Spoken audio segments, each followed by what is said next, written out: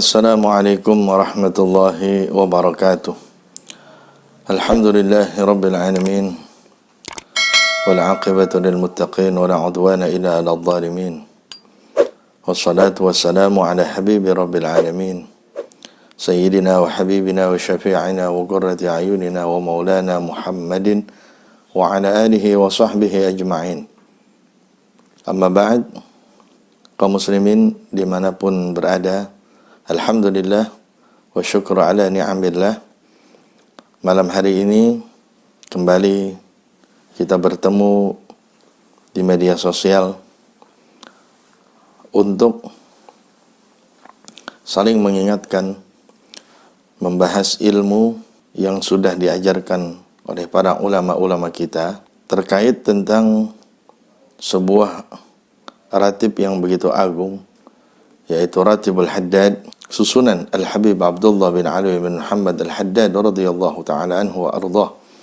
Seorang ulama besar, seorang wali besar, salah satu orang yang dicintai oleh Allah dan Rasulnya, dan mudah-mudahan kita selalu mendapatkan keberkahan dari Allah subhanahu wa ta'ala. Malam hari ini kita akan membahas zikir selanjutnya. Zikir selanjutnya di dalam Ratibul Haddad setelah Rabbana ighfir lana wa tub 'alaina innaka antat tawwabur rahim adalah bacaan salawat kepada Nabi kita Muhammad sallallahu alaihi wa alihi wa sahbihi wasallam, yaitu Allahumma salli ala sayyidina Muhammad, Allahumma salli alaihi wa sallim.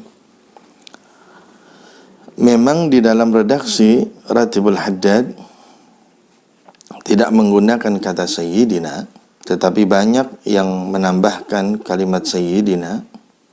Itu pun tidak masalah, karena cucunya Rasul sallallahu alaihi wasallam yang dijuluki oleh Rasulullah sallallahu alaihi wasallam sebagai sayyida syababi ahlil jannah, kedua-duanya merupakan sayyid.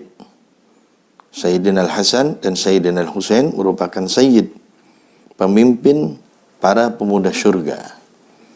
Apabila sang cucu pantas mendapatkan gelar tersebut, tentu Rasulullah sallallahu alaihi wasallam lebih pantas. Di dalam Al-Qur'an pun Allah Subhanahu wa taala menyematkan kalimat sayyid itu untuk Nabiullah Yahya ala nabiyina wa alaihi afdhalus shalawat wassalam. Jadi sebagai penghormatan kita, ta'zim kita kepada beliau, kita pakai kalimat sayyid yang berarti pemimpin kami, penghulu kami, orang yang mulia di antara kami.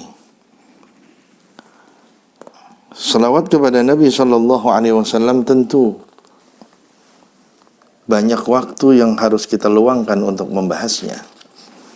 Yang paling penting di antara sekian banyak yang penting, kita meminta kepada Allah Subhanahu wa taala dengan kalimat Allahumma, yang berarti atau bermakna ya Allah. Karena Allahumma itu merupakan kalimat yang asalnya ya Allah, kemudian ya'un nidanya itu dikebelakangkan dan diganti dengan mim. Tentu kita tahu ya di situ memiliki dua huruf, ada ya dan ada alif. Di sana juga mimnya dua, dengan diiringi dengan tasydid, Allahumma.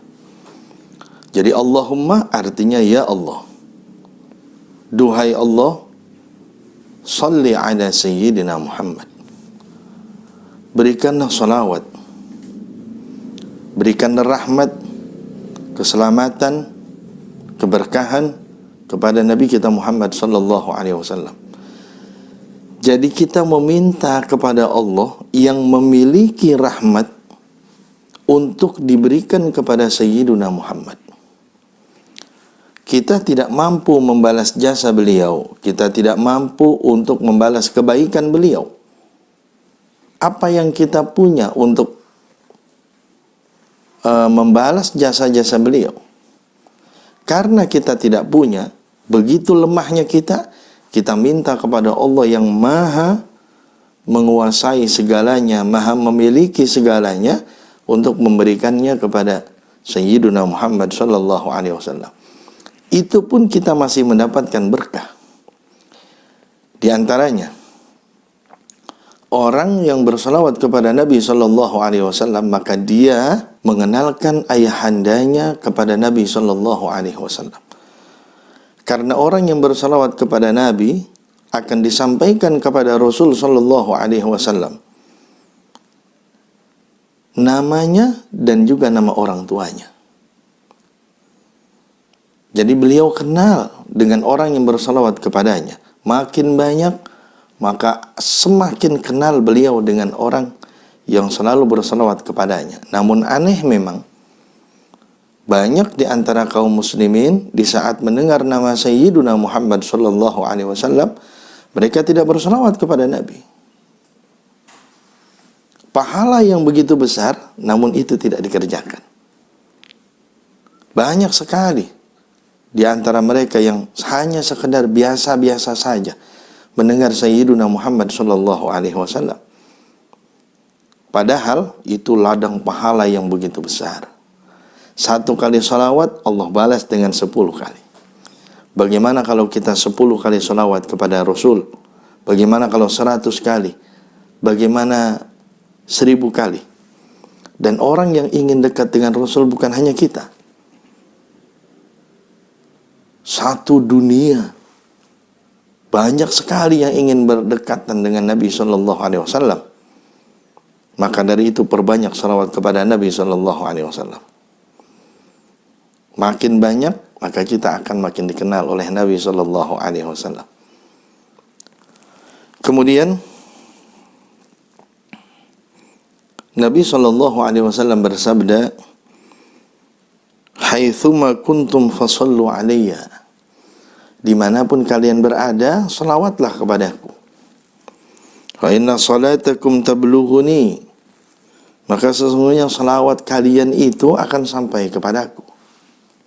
Dimanapun kita berada,